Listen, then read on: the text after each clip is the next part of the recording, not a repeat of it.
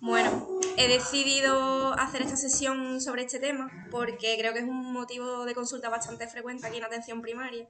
Y bueno, también como las lesiones en la piel suelen parecerse muchos entre sí, pues creo que era útil, vamos a hacer un repasillo por encima. Este es el índice de contenidos que voy a seguir. Primero haré una breve introducción, hablaré también un poco sobre la epidemiología y las comorbilidades, el tratamiento no farmacológico, el farmacológico y por último algunas conclusiones. Bueno, la dermatitis atópica es la más frecuente en la infancia y aparece hasta el 20% de la población infantil y solo en el 7% de los adultos. En contraposición, la dermatitis seborreica es más frecuente en la población adulta, sobre todo en la adolescencia, en la cuarta y en la sexta década de la vida. Y bueno, dada la prevalencia que tiene y como comentaba antes, pues debemos saber reconocerla y tratarla correctamente aquí en atención primaria. En cuanto al manejo del paciente psoriásico, no solamente tenemos que tener en cuenta el daño físico, sino también el impacto psicológico que puede tener la enfermedad, identificando y previniendo también la multimorbilidad que se le asocia. ¿Cómo? Pues mediante modificaciones en el estilo de vida y empleando también un enfoque personalizado en el tratamiento. Y teniendo en cuenta también la revolución que ha supuesto las terapias biológicas de la enfermedad crónica en placa, que bueno, que se nos encienda la bombilla, pues si el paciente no va bien o lo que sea, pues tenerlo en cuenta y derivarlo. Los eczemas o dermatitis se consideran una reacción inflamatoria de la piel debida bien a estímulos internos o externos. Comparten una histología común, excepto en el caso de la dermatitis seborreica, y bueno, como todos sabemos, pues el síntoma común es el picor. La psoriasis es una enfermedad inflamatoria crónica inmunomediada, donde la predisposición genética y los factores ambientales pueden ser los desencadenantes. Y tanto los eczemas como la psoriasis pues, se consideran enfermedades sistémicas. En el caso de la psoriasis, además de afectarse el aparato locomotor, se puede asociar también depresión, síndrome cardiometabólico y otras patologías. Y me ha parecido importante resaltar que, o sea, este concepto, ¿no? Cuanto más bajo sea el riesgo cardiovascular, mejor controlada va a estar la psoriasis y a su vez el control de la artritis psoriásica y de la psoriasis mejora el riesgo cardiovascular de estos pacientes. Se ha visto que actuar como un factor independiente en el riesgo cardiovascular. Por otro lado, en el caso de la dermatitis atópica, además de la clásica presentación de rinitis, asma y la afectación de la piel, también se asocia a otras muchas patologías, como puede ser, por ejemplo, una nefritis, la enfermedad de Kawasaki, etcétera. Que no solamente, o sea, que tenemos que tenerlo en cuenta y no centrarnos solamente en el manejo de las lesiones cutáneas. Y bueno, pasando ahora a la clasificación de los eczemas, he añadido esta tabla resumiendo un poquito las presentaciones más frecuentes. En el caso de la dermatitis irritativa de contacto, suele ser más frecuente en las manos y suelen ser lesiones bien delimitadas en la zona donde hubo contacto con la sustancia irritativa. Frecuentemente remiten al evitar el contacto con dicha sustancia. La dermatitis alérgica de contacto se presenta como reacciones un poquito más llamativas y las lesiones son polimorfas y sobrepasan la zona de contacto con el alérgeno, no están tan bien delimitadas como en el caso de la dermatitis irritativa. En cuanto a la dishidrosis, puede presentarse hasta en el 50% de los pacientes con dermatitis atópica y puede ser provocada bien por el estrés, por el calor o por sustancias sensibilizantes o irritantes. En cuanto a la dermatitis atópica, pues bueno, como todos sabemos, la presentación, o sea, suele cursar con una presentación muy pruriginosa en brote y la clínica puede ser variable según la edad del paciente. La mayoría debuta antes de los 5 años de edad, o sea que suele aparecer más en la infancia. La dermatitis seborreica es menos pruriginosa y bueno, las zonas de presentación pues son aquellas en las que hay más actividad de sebo. Los factores desencadenantes pueden ser el alcohol, el estrés también o incluso el VIH. Por lo que también en los casos más graves y demás se nos deben saltar las alarmas de que igual detrás puede haber una inmunodeficiencia grave. El eczema discoide numular suele recidivar en los meses de otoño e invierno y se presenta frecuentemente en el caso de los hombres en las piernas y en las mujeres en los brazos, o sea en antebrazos. El eczema craquelé también es muy característico de los meses de invierno, pero se suele presentar más en ancianos y en las extremidades y en el tronco. Se caracteriza porque la piel se presenta muy seca y muy agrietada, algo descamada y con picor también. En el caso del líquen simple, se vincula más a trastornos psicosomáticos empeora si aparece más estrés y remite cuando cesa el rascado. Y en el caso del eczema por estasis venosa, se vincula con la insuficiencia venosa crónica en las extremidades inferiores, también se presenta con picor y puede ser incluso muy doloroso si se ulcera o se infecta. Importante diferenciarlo de la celulitis, incluso echar mano de la ecodoppler si consideramos que lo necesitamos. Pasando ahora a la clasificación de la psoriasis, la más frecuente es la psoriasis en placa. Se caracteriza por ser placas de borde bien delimitados, eritematosas, descamativas y se presentan en la zona sobre todo de extensión como en los codos y la distribución suele ser simétrica. Los casos de psoriasis en gota son más frecuentes en niños y en adultos jóvenes y la aparición suele ser súbita, con placas descamativas en abdomen y en la raíz de los miembros. Suelen tener relación con las infecciones respiratorias previas por el estreptococo beta-hemolítico del grupo A y suele resolverse espontáneamente. La psoriasis palmoplantar tienen un curso más crónico y recidivante y se presentan como placas eritematosas descamativas en las manos y en los pies, evidentemente, a veces pustulosas y suelen ser resistentes al tratamiento. En los casos de psoriasis invertida debemos hacer el diagnóstico diferencial con la micosis. Con frecuencia podemos encontrar una fisura central que suele ser dolorosa y también se caracterizan, como en los casos de la micosis, por ser placas brillantes en axilas, en ingles, en los surcos submamarios o incluso en la región retroauricular. Y por último, la psoriasis pustulosa se presenta como pústulas en la periferia de la... O sea, suelen cursar con pústulas en la periferia de las placas, perdón.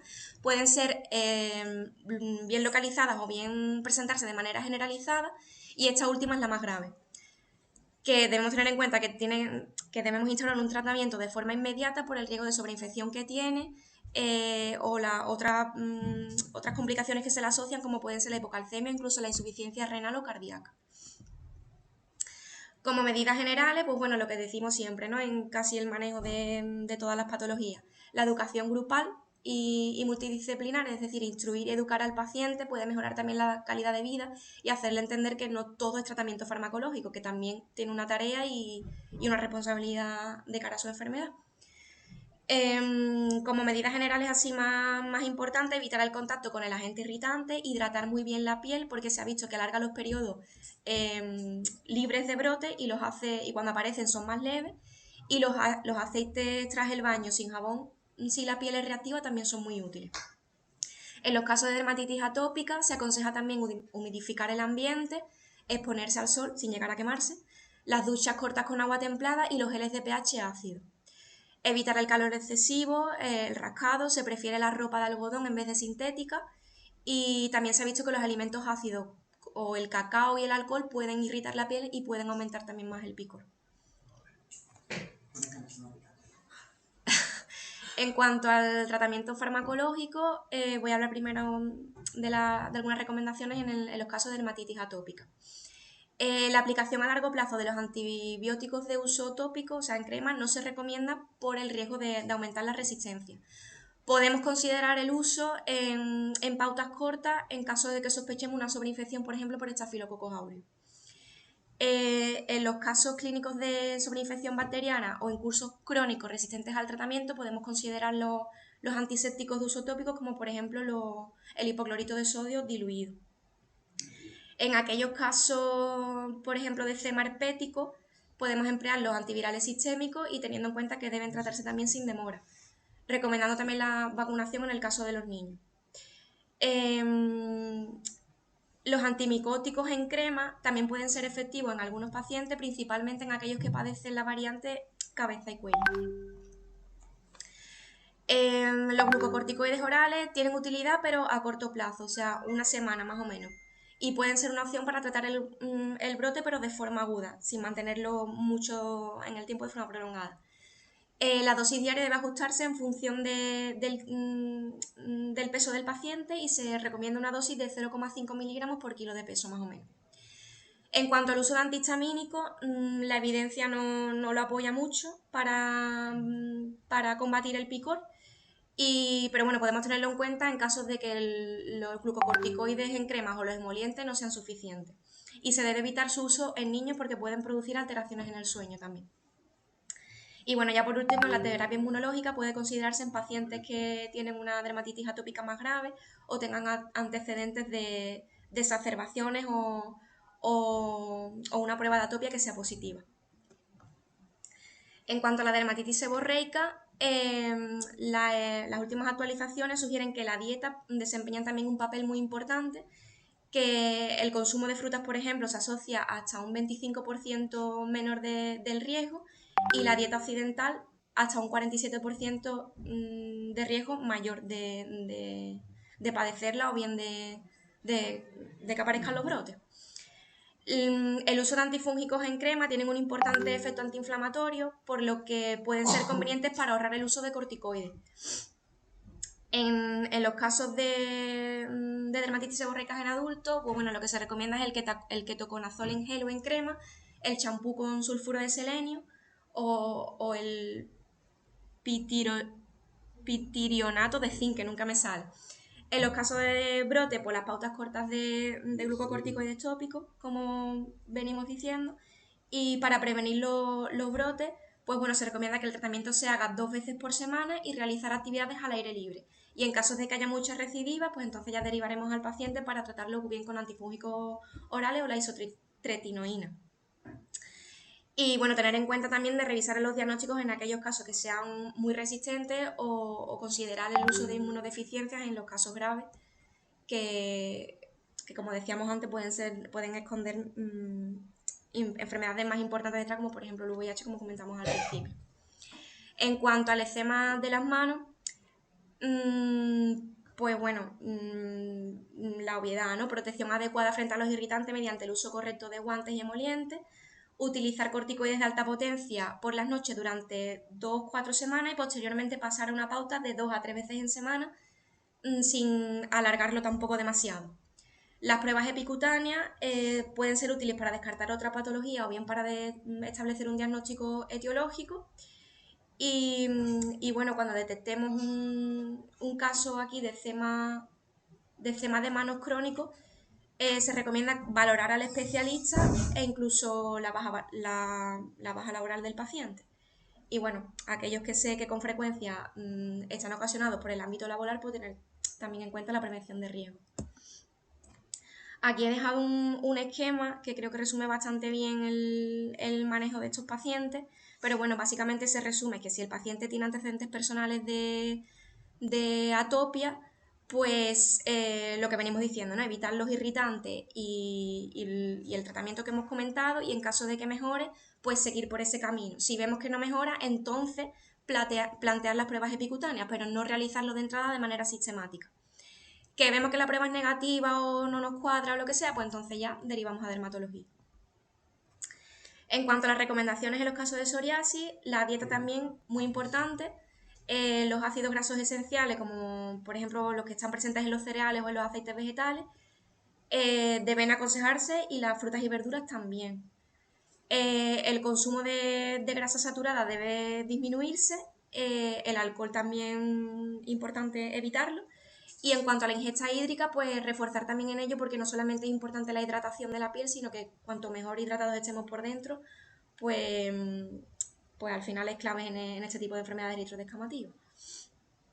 Para calcular la extensión de la psoriasis podemos tener en cuenta la regla de la palma de la mano, que más o menos establece que la superficie de la palma equivale al 1% de la superficie del cuerpo. La terapia de inducción será diaria durante 2 a 4 semanas y luego posteriormente mantener de 1 a 3 aplicaciones semanales como una terapia de mantenimiento. Y una reducción progresiva para evitar el efecto rebote. Se ha demostrado que la combinación fija de los análogos de la vitamina D con el corticoide es más efectiva que la monoterapia con corticoides solo. Ante la falta de respuesta a los tratamientos tópicos, lo que venimos diciendo, ¿no? O dudas diagnósticas o formas más graves y tal, pues derivar a dermatología para poder plantear un tratamiento con un biológico, por ejemplo. Lo mismo, he dejado aquí un algoritmo del manejo de los pacientes con psoriasis, pero bueno, básicamente si la psoriasis es leve o moderada, pues en función del área afectada podemos emplear estos tratamientos que vemos aquí, y si vemos que es más grave o que es más extensa o que se cronifica tal, pues que se cronifica, que se hace muy resistente al tratamiento, pues derivamos a dermatología. Y bueno, ya por último, como puntos clave, ¿qué no debemos hacer y qué es lo más importante que tenemos que tener en cuenta? El momento evolutivo, la localización y la extensión del eczema a la hora de pautar un tratamiento tópico. Es decir, si no lo tenemos en cuenta, al final no estamos haciendo las cosas bien. Etiquetar y tratar como eczema cualquier placa eritrodescamativa que vemos, pues tampoco. Lo que se aconseja es hacer una buena anamnesis, una exploración completa del paciente y orientar mejor el diagnóstico. Evitar también los tratamientos combinados de corticoides con antibióticos sin tener un claro diagnóstico sobre infección, por lo que decíamos antes, el riesgo de resistencia. Pautar tratamiento con corticoides crónicos sin un seguimiento ni una pauta clara de mantenimiento tampoco, porque puede favorecer los rebotes más tarde y genera también una pérdida de eficacia en las terapias más crónicas que se hacen de manera ininterrumpida. Lo que comenté antes también de los antihistamínicos, evitarlos en los niños, menos aún en pautas prolongadas y si no hay alteración del sueño, pues tampoco, porque al final se puede ver afectado. Solicitar pruebas complementarias como los estudios de atopia y tal de manera sistemática en cualquier paciente que, con sospecha o con diagnóstico de dermatitis atópica, pues tampoco. Y tratar exclusivamente la afectación cutánea de la psoriasis sin tener en cuenta las comorbilidades que hemos dicho, tanto físicas como emocionales, pues tampoco hay que tratar al paciente al final como un todo y no solamente la afectación que pueda presentar a nivel de la piel. Y nada más.